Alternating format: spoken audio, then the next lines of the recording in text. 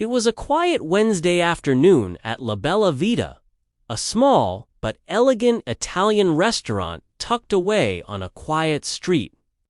The owner, Matteo Romano, a wealthy but reserved man in his late 40s, had built the place from scratch.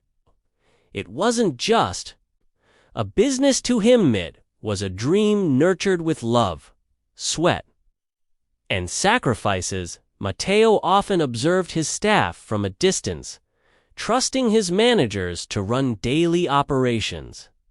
But lately, he had sensed something was off. Customer reviews had shifted, nothing dramatic, but enough to bother him. So, dressed in worn jeans, a hoodie, and an old baseball cap, Matteo decided to visit his own restaurant as a stranger. No one recognized him when he stepped inside. The manager was busy with receipts, and the waitstaff barely gave him a second glance. He took a seat by the window and silently watched. That's when she approached. "Good afternoon," the waitress said, with a soft smile. "My name's Emily. I'll be taking care of you today. Would you like some water to start?" Her eyes were kind, though tired. She couldn't have been older than 25. Matteo nodded. She brought the water and a menu, her service humble and attentive. Throughout the meal, he noticed how she smiled at the older couple who couldn't decide what to eat, how she crouched down to speak gently to a crying toddler, how she helped another waiter pick up a tray he had dropped. She wasn't loud or flashy. She was quietly extraordinary. When it came time to pay, Matteo left a large tip. As he stood to leave, Emily returned with the receipt and a folded napkin. "I'm sorry," she said with a nervous laugh. "This is probably weird, but I had a feeling I should give this to you. Don't ask me why." He looked at her, puzzled. She gave a little shrug and turned back to her duties.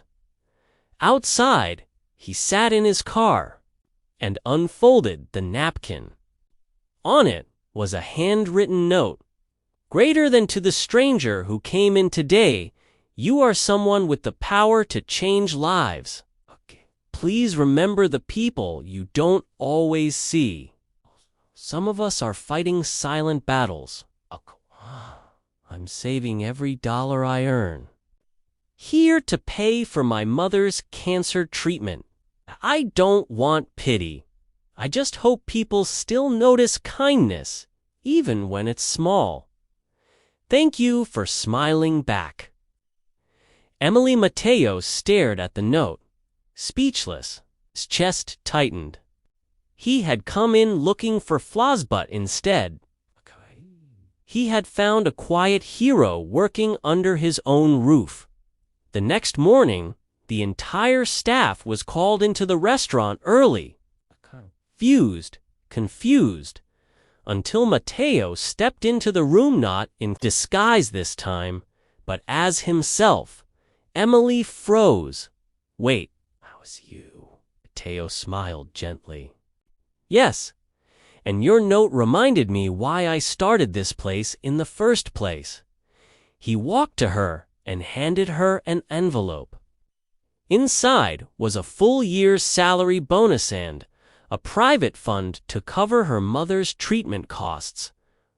Emily gasped, her hands shaking. "Sir? I didn't mean for. You didn't ask for anything," he interrupted softly. That's what made it so powerful. From that day forward, Matteo no longer watched from the sidelines. He walked among his staff, shared meals with them, and never let kindness go unnoticed again. And as for Emily, she became more than just a waitress. She became the soul of La Bella Vita, teaching everyone that even the smallest act of grace could touch the deepest parts of the heart.